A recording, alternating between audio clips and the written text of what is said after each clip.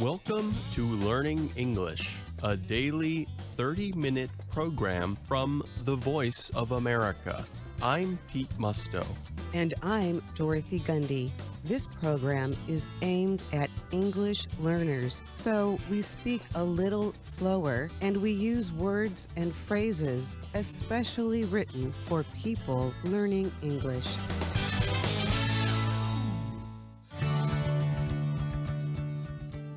Today on the program, you will hear stories from Anna Mateo, Jonathan Evans, and Steve Ember. But first, this report. Information technology, or IT, has entered into almost every part of modern life, and higher education is no exception. Yet, while many businesses and governments continue to invest in IT products and services, higher education in the United States seems to be following a different path. Research suggests that many U.S. colleges and universities have limited their spending on IT. Some experts argue this is not only harming the schools and their programs, but also the experiences of their students. A group called the Campus Computing Project studies how American higher education uses information technology. Since 1990, it has published a yearly report on technology-related issues on college and university campuses. In October, the group released its latest findings after contacting IT leaders from 242 public and private schools across the country. It asked those responsible for operating campus IT services about how much school administrators supported their work. Many of the IT leaders noted that their departments have faced serious cuts to their budgets in recent years. And about 2/3 said their schools have done little to provide them with the financial resources necessary to recover from those cuts. Over 79% of those leaders questioned said budget cuts made it difficult for them to keep their employees from seeking jobs elsewhere.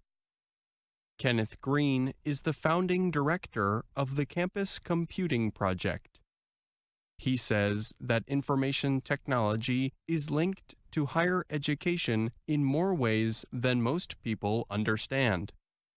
For example, before students even think about attending a college or university, they often research the school by visiting its website. But that is only a small part of IT's usefulness to a school, Green said. He added that more and more professors are using technology to improve their educational materials and connect with other educators. Schools use online databases to collect information about their students. And students use the internet to do research, register for classes, and even pay for their college education. Green suggested that a big part of the problem is budget issues that are out of the control of school officials. This is especially true at public education institutions, which depend on money from the government. He noted that during the recession of 2008, most state governments reduced their spending on higher education. The U.S. economy has greatly improved since then, but an increase in financial support for higher education has not followed, he added. Green said it is not as if school officials undervalue the importance of strong, modern IT systems, but it is difficult to keep IT systems operating if the best workers feel they can find better jobs elsewhere. However, Adam McQuinn argues that if schools really understood the importance of IT, they would not choose to spend money in unnecessary ways. McQuinn is with the Information Technology Innovation Foundation, a nonprofit research group not involved in the campus computing project study. He notes the study identifies issues that have been developing in higher education for years. But instead of dealing with those issues, many schools have increased spending in areas other than IT. For example, a 2017 George Mason University study found that colleges and universities added a large number of administrative employees between 2001 and 2011. That number increased 50% faster than the number of classroom teachers added during the period. McQuinn said that many of these administrative positions do not directly relate to student learning or the success of students, and they come at the sacrifice of important services, such as IT. Instead, colleges and universities should accept that investment in IT products and services can actually reduce operating costs, he said. That is because technology can remove the need for workers to do things like record keeping, preparing documents, and requesting money for research. He added that some schools have tried to spread the cost of things like IT by increasing other costs for students. But with the cost of U.S. higher education rising, schools should be trying to reduce financial barriers, he said. And there should be more efforts like a recent Department of Education program that pays for improvements to IT security training systems at community colleges. The Campus Computing Project's Kenneth Green said that schools need to get a better picture of how well their IT services are operating. His study found that only about 20% of the 242 colleges and universities have a process of examining the benefits of technology on their campuses. We talk about the power of technology, Green said, but it's still the case that a lot of the decision-making is done with opinion or epiphany. We don't do a good job, at least in the United States, about gathering evidence and doing research about our investments in technology. I'm Pete Musto. And I'm Dorothy Gundy.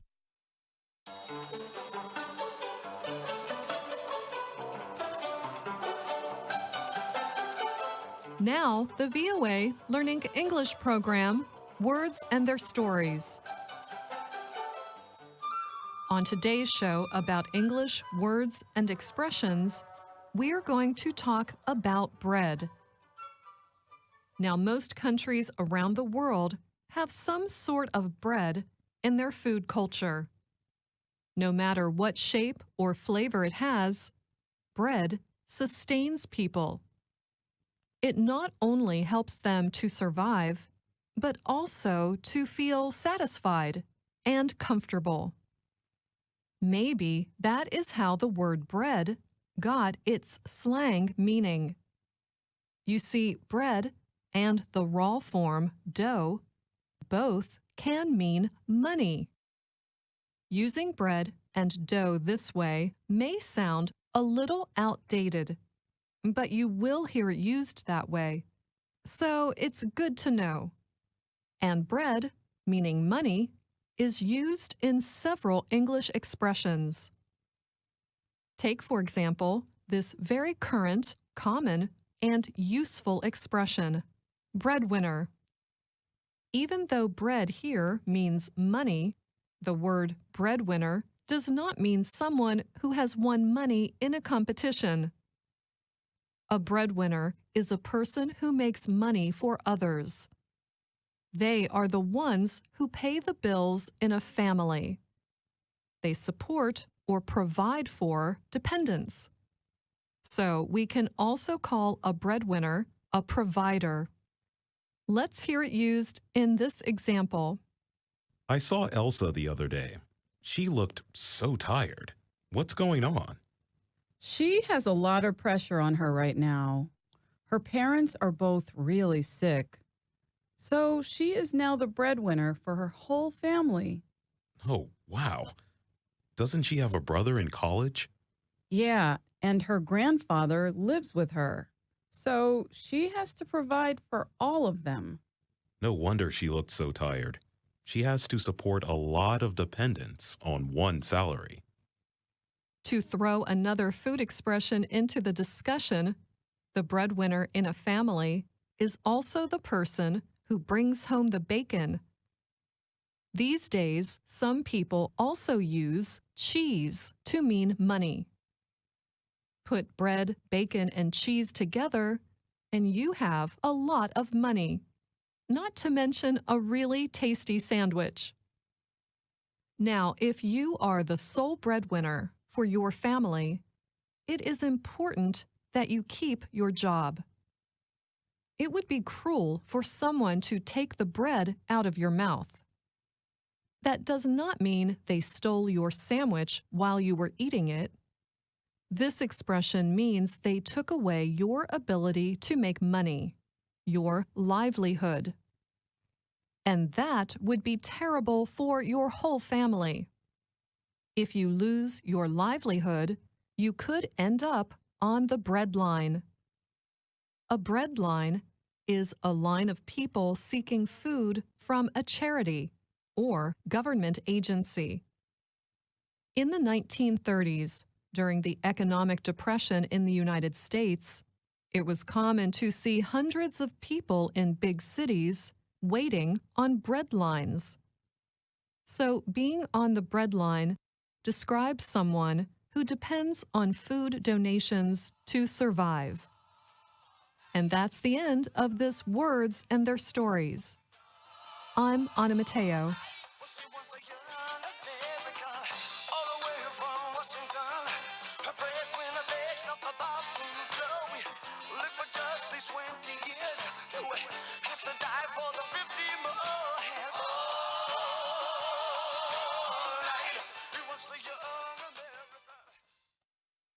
The 67th Miss Universe Beauty Pageant will take place December 16th in Bangkok, Thailand. The competition will include young women from around the world representing their countries. But one South American country, Chile, will not be represented by a native Chilean. Instead, Andrea Diaz, a native of Venezuela, will have that honor. Diaz grew up in Valencia, Venezuela. She began training as a model at age 12 at a school there. At 19, she won a pageant organized by her town's baseball team. As Diaz moved along her career path, she also moved away from home. She went first to Panama and later to Mexico for modeling jobs. In 2015, she settled in Chile, where most of her family members now live. The 27-year-old woman told the Associated Press, "I represent the new Chile. This is an inclusive country where immigrants come in search of opportunities." Thousands of people leave Venezuela each day to escape a lack of food and medicine in the country. Its economic crisis has created an almost 1,000,000% inflation rate.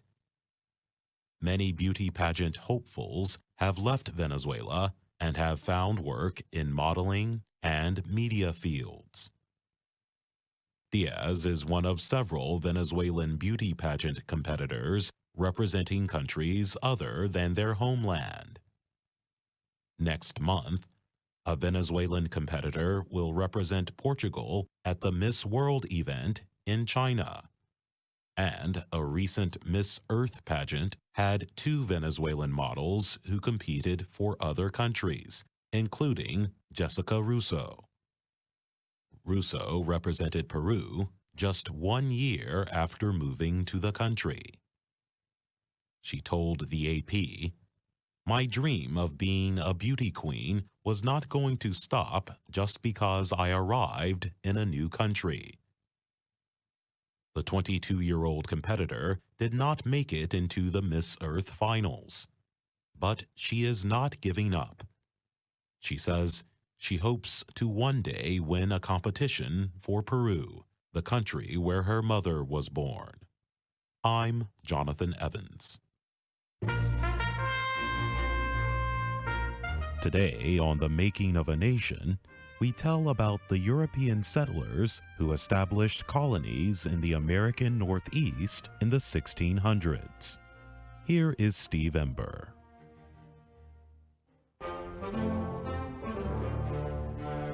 The Puritans were one of the largest groups from England to settle in the area known as Massachusetts. They began arriving in 1630. The Puritans had formed the Massachusetts Bay Company in England. The king had given the company an area of land between the Charles and Merrimack rivers. The Puritans were Protestant Christians who had split from the Anglican Church. They wanted to change the church to make it more holy, more pure in their eyes. The Puritans were able to live as they wanted in Massachusetts. Soon, they became that area's largest religious group. By 1690, 50,000 people were living in Massachusetts. Puritans thought their faith was the only true religion and that everyone should believe in it.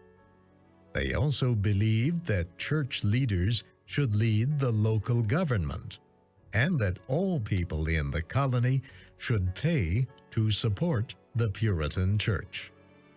The Puritans thought it was the job of government leaders to tell people what to believe. But some people disagreed with the Puritans, who became leaders of the colony. One of those who disagreed was a Puritan minister named Roger Williams.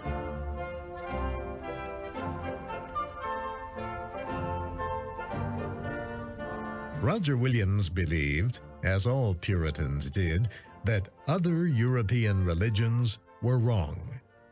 He thought the spiritual traditions of the Native Americans were wrong too. But he did not believe in trying to force others to agree with him. He thought that it was a sin to punish or kill anyone in the name of Christianity. And he thought that only members of the church should have to pay to support the church. Roger Williams began speaking and writing about his ideas. He wrote a book arguing that it was wrong to punish people for having different beliefs. Then he declared that the European settlers were stealing land that belonged to the Indians. He said the King of England had no right to let people settle on land that was not his.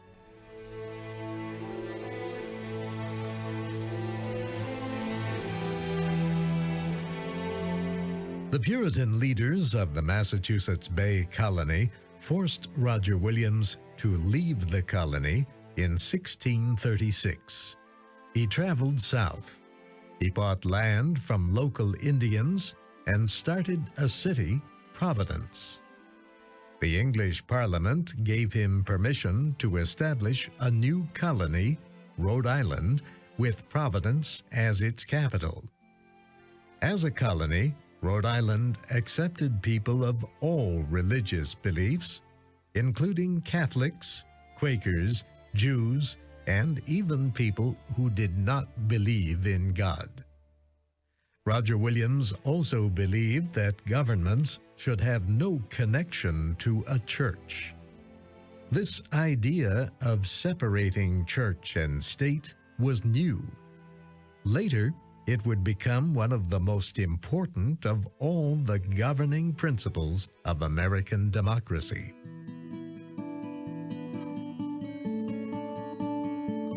Other colonies were started by people who left Massachusetts to seek land.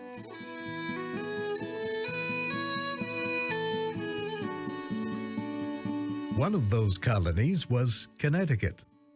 A group led by a Puritan minister named Thomas Hooker left Boston in 1636. They moved inland and settled near the Connecticut River. Others soon joined them.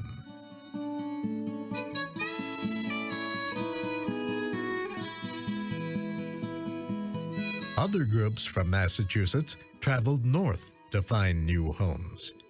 The King of England had given two friends a large piece of land in the north. The friends divided it. John Mason took what became the colony of New Hampshire. Ferdinando Gorgas took the area that later became the state of Maine. Maine was never a colony. It remained a part of Massachusetts until the United States was established in 1776.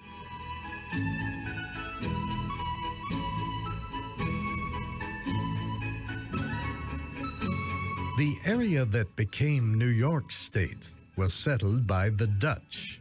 They called it New Netherland. Their home country, the Netherlands, was a great power with colonies all over the world. A business called the Dutch West India Company owned most of the colonies. The Dutch claimed American land because of explorations by Henry Hudson, an Englishman working for the Netherlands. The land the Dutch claimed was between the areas settled by the Puritans in the north and the Anglican tobacco farmers in the south. The Dutch were not interested in settling the territory. Instead, they wanted to earn money. The Dutch West India Company built trading posts on the rivers claimed by the Netherlands. Indians brought animal skins to these posts for use in making goods for buyers back in Europe.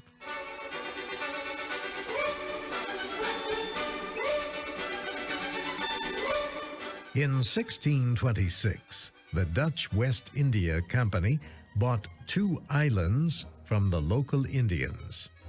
The islands were Manhattan and Long Island. The Dutch paid for Manhattan with goods worth only about $24. The Dutch West India Company tried to find people to settle in America, but few Dutch wanted to leave Europe. So the colony welcomed people from other colonies and other countries. These people built a town on Manhattan Island. They called it New Amsterdam. It was soon full of people who had arrived on ships from faraway places. Up until this time, the population was mostly Dutch and British. But now one could hear as many as 18 different languages spoken in New Amsterdam. In 1655, the governor of New Netherland took control of a nearby Swedish colony on Delaware Bay. 9 years later, the English did the same to the Dutch. The English seized control of New Amsterdam and renamed it New York. That ended Dutch control of the territory that is now the states of New York, New Jersey, and Delaware. Most of the Dutch in New Amsterdam did not leave after it became New York. The English allowed everyone to stay. They let the Dutch have religious freedom. The Dutch were just not in control anymore.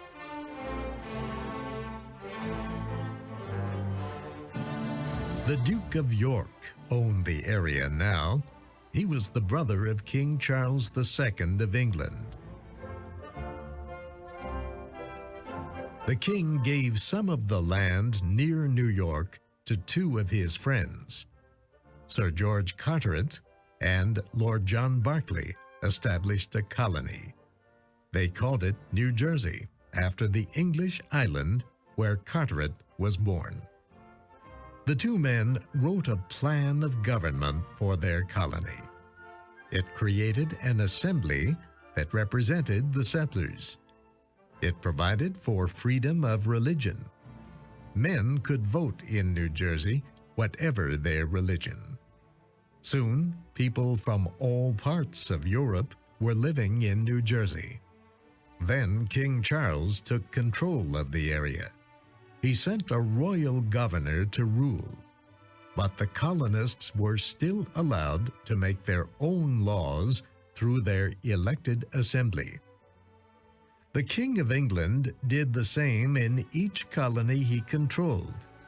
He collected taxes from the people who lived there, but allowed them to govern themselves.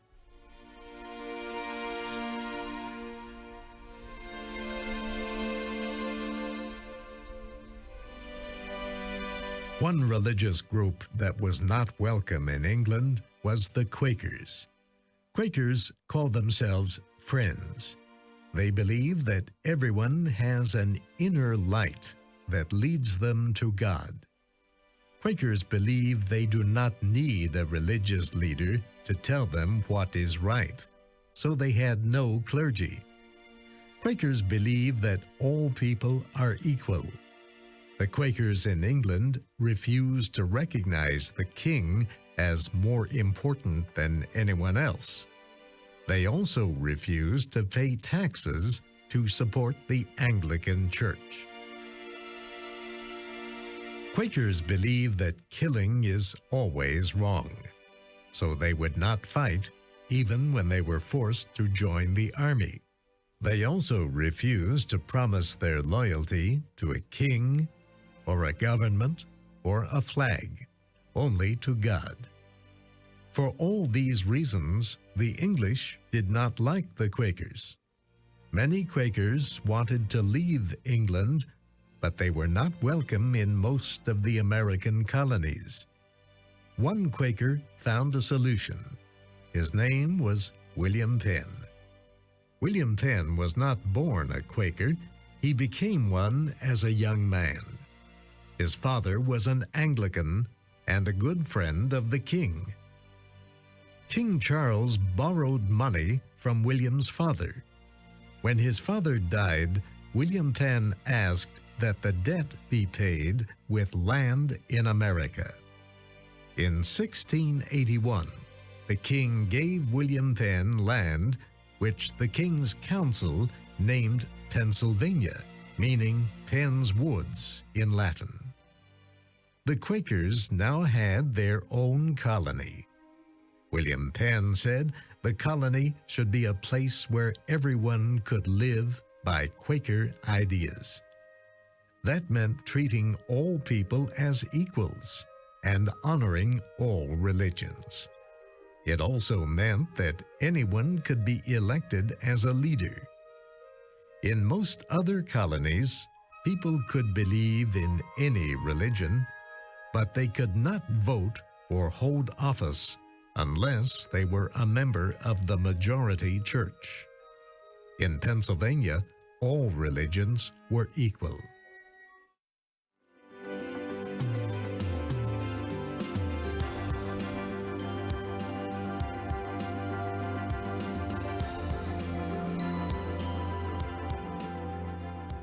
And that's our program for today.